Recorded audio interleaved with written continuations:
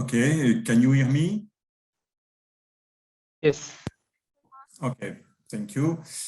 My name is Jean-Francois Lecomte, and with Thierry Schneider, we try to summarize the whole day, not only the structured dialogue, but the whole day. And the theme of this day is sharing about the issues of the HALPS treated water at Fukushima Daiichi NPP. Next slide, please. First, let me remind you the context. The context is triple catastrophe, which happened 10 years ago. Triple because of the earthquake, the tsunami, and the nuclear accident. And the situation now is that we have water contaminated by tritium. Part of this water has already been released in the oceans, but huge quantities of this water is stored in several tanks, and these tanks will be filled by the end of next year. And then the question is what to do with the stored water. It was not finished, sorry, thank you.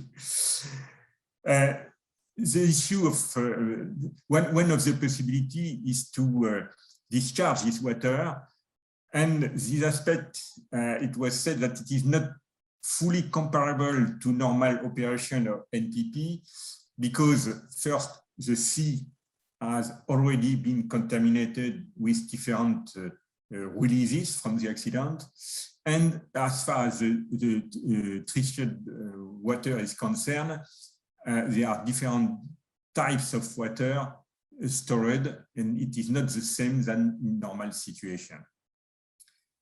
And if in case of discharge of this water, the problem will be the contamination of the sea, but not only, and mainly the image of the local products, notably the fisheries and tourism and so on. And to finish the context, there are many false rumors about this issue. Next slide, please. What are the contexts in Japan? There are many concerns, sorry. There are many concerns, of course. One issue is the fact that the issue of water is a long-term affair because tritium releases are planned for 30 or 40 years. There is a lack of early involvement in the decision-making process. It is difficult for non-experts to understand clearly what is the issue. It is very technical, scientific. Of course, there are many point of views, and sometimes they are not in line, the one with the other. The main concerns are about the children and the future generation. And while the prefecture is well known for famous products such as rice, persimmons, clams, crabs, tourism, etc., in fact, they are not contaminated, but they are suspect and they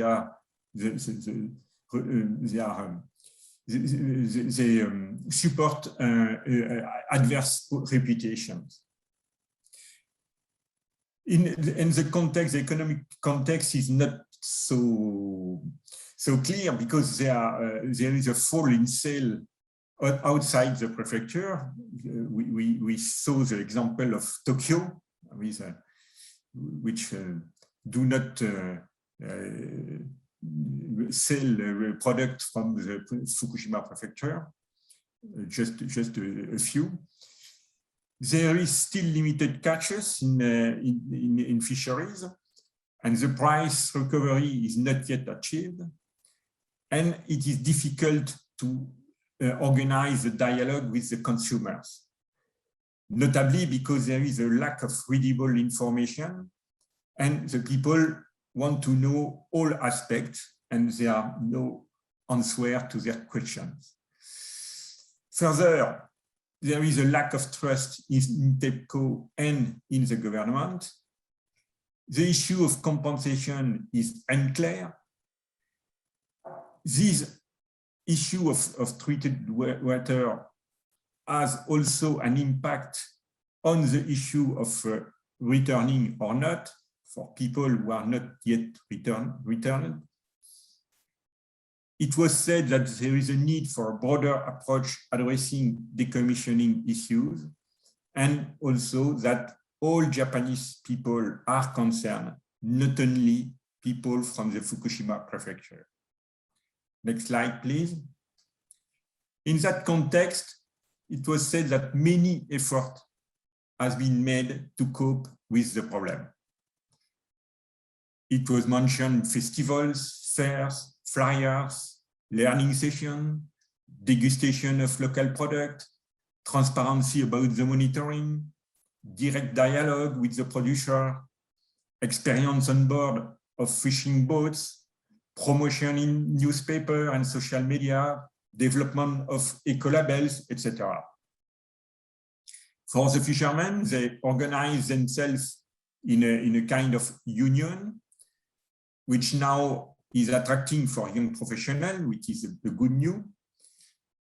It was said that these professionals have a need to be proud of what they do, and it is very important for them personally. Around the tourism, the beach has been reorganized with sporting camps, golf, new accommodation, etc. All this infrastructure is very expensive. It is the government, national and local, who paid, but it is very expensive and many effort has been made. We can also note the involvement of experts from radiation protection, notably through the GSPS at national and international levels. They organize workshops and so on. And now, for the next part of the presentation, I will let Thierry continue.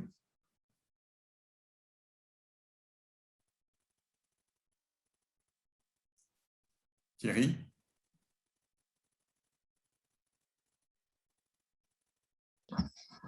Sorry.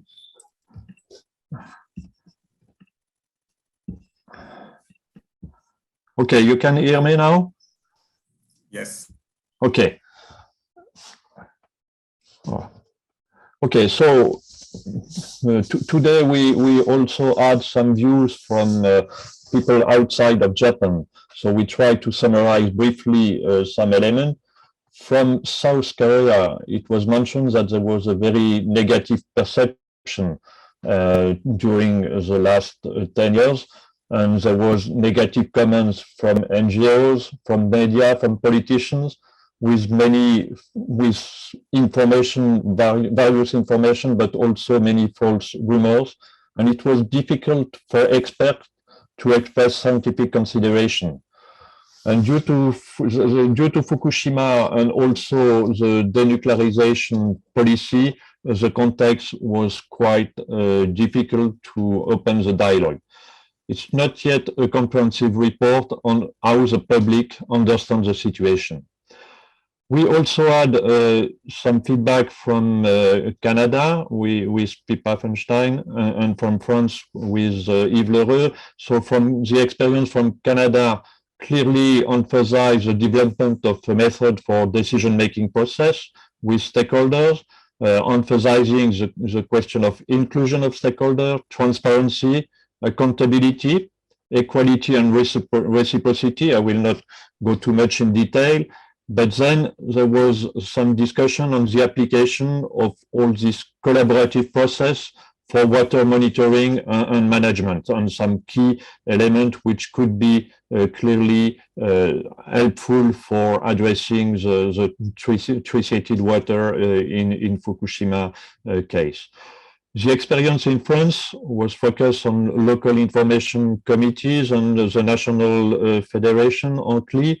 The question of clearly engaging a dialogue with various stakeholders in a neutral position, providing information and expertise. There is a different experience involving these people in inspection, emergency plan, development of public awareness and knowledge, and public debate related to waste management, aging of installation. And once again, the key point were focused on transparency and trust, the consultation, participation, co-construction, and it was clearly mentioned the question, the fact that all this process take time.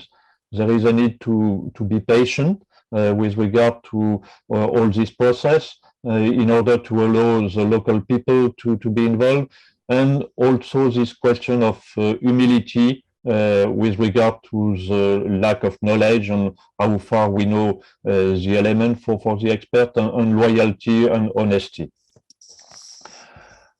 Then, based on that, we try to derive some consideration to be taken into account, and notably, as far as the dialogue this afternoon, put on the table some key points. So once again, this is some preliminary elements. This is not fully exhaustive, but it's clearly, we can conclude that one of the important points is to deliver information accessible and understandable to the public. There is a need to produce comprehensive reports and to make effort with regard to that, and to set up what we can call collaborative network with different, we can say collaborative networks with several type of network at the local, national, and international level, to favor the dissemination of accurate and understandable information. There is also the question, which was notably mentioned by Yves Lheureux, on the importance of legal framework, which can provide some fruitful element for organizing the local stakeholder empowerment to the decision-making processes. There is some disturbance. It's okay. So with regard to this framework, there is a need for the public to have influence over the process and outcome. There is a need to go beyond the risk approach and to promote what Pippa Feinstein calls the impact approach. The processes need to rely on transparency and accountability. Once again, there is a need to respect the time necessary for fruitful participation of stakeholders to the process, and also to ensure the autonomy of stakeholders and their involvement in collaborative process supported by the government at the local or national level, and notably with regard to treated water for determining the monitoring condition and also the follow-up of the discharges.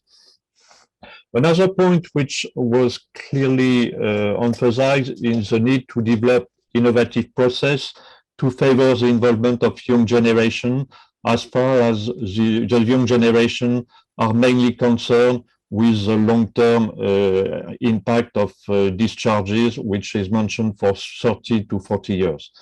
And there is also a need to take into account ethical and socio-economic consideration.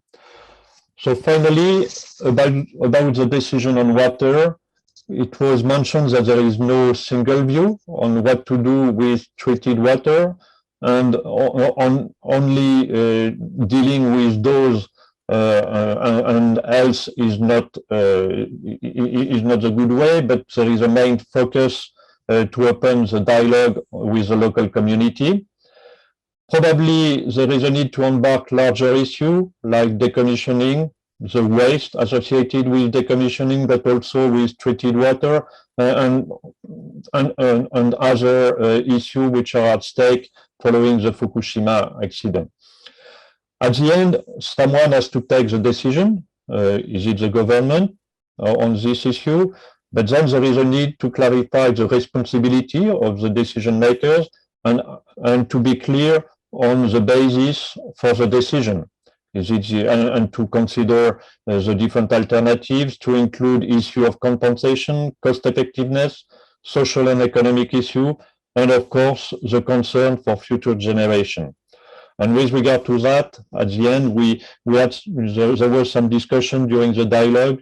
There is a need to explain the decision, to provide meeting points due to the long-term process for reassessing the situation and giving the possibility to stop the discharge or to change the decision which have been made.